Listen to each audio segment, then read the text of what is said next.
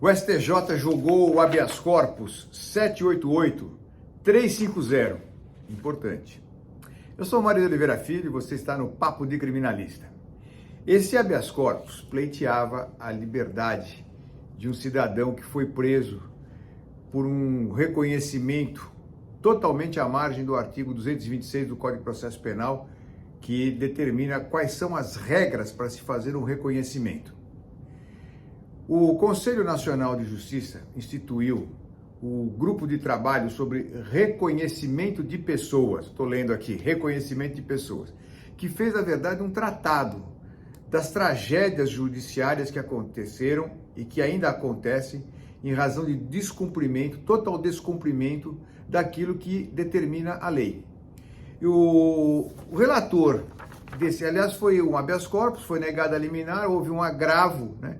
Então, este é um agravo regimental e o desembargador, o ministro Reinaldo Soares da Fonseca, que é um ministro garantista e contribui muito com o aprimoramento do sistema acusatório nacional, do nosso processo penal, ele, neste caso, deixou a desejar. Ele disse assim, começa dizendo assim, que a vítima relata o delito de forma que não denota riscos de um reconhecimento falho. Ora, relatar é uma coisa, reconhecer é outra totalmente diferente.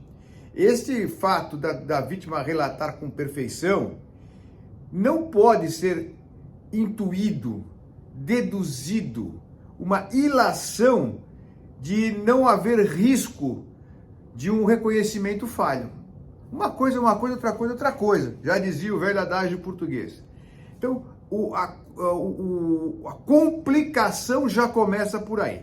Mais à frente, o eminente ministro diz o seguinte, que o reconhecimento fotográfico e ou pessoal efetuado em sede inquisitorial, ou seja, na polícia, no inquérito policial, em descompasso com os ditames do artigo 226 do Código de Processo Penal, não podem ser considerados provas aptas por si sós a consolidar uma condenação, sem o apoio do restante do conjunto probatório produzido na fase judicial.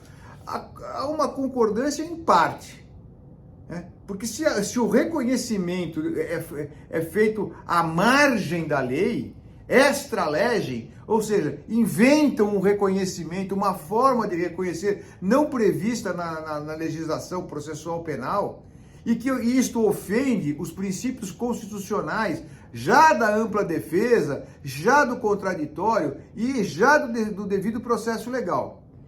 Então, talvez ele não se possa condenar, porque não é bem isso que a gente vê, mas pode prender preventivamente, pode eclodir uma ação penal, porque em sede inquisitorial o que se conquista ali não pode ser considerado por si só uma prova forte para uma condenação. Mas, gente, essa situação pode ensejar uma prisão preventiva, uma prisão antecipada. Isso é muito complicado. E ainda frisando, em descompasso com a lei. Ora, em descompasso com a lei e prende, porque o relato sugere que não há riscos de um reconhecimento fictício, reconhecimento falho. Por que não se cumpriu a lei? Qual é o problema de cumprir a lei, doutor delegado de polícia? E aí vai além, que no caso julgado, há indícios mínimos de autoria aptos a autorizar a prisão cautelar e a deflagração da percussão criminal. Ora, indícios mínimos para se prender alguém? Não. A prisão antecipada exige requisitos muito claros e veementes para se decretar prisão preventiva de alguém.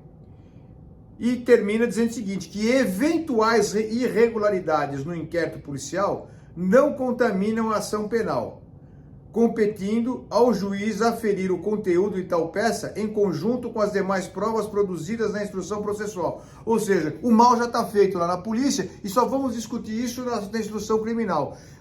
O processo penal em si já é uma pena.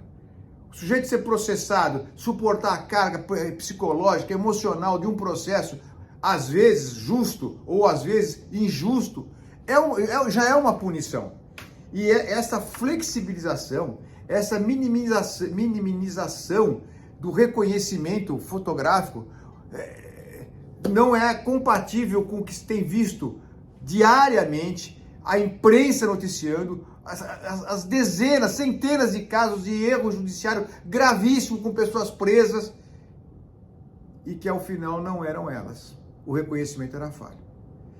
A profissão de advocacia criminal é essa, é lutar contra esse tipo de situação e dar a cada um aquilo que é merecido pela lei e respeitar os direitos individuais, as garantias constitucionais de qualquer pessoa alcançada, e eu repito, justa ou injustamente pelo processo penal. Papo de Criminalista, a gente volta, um grande abraço.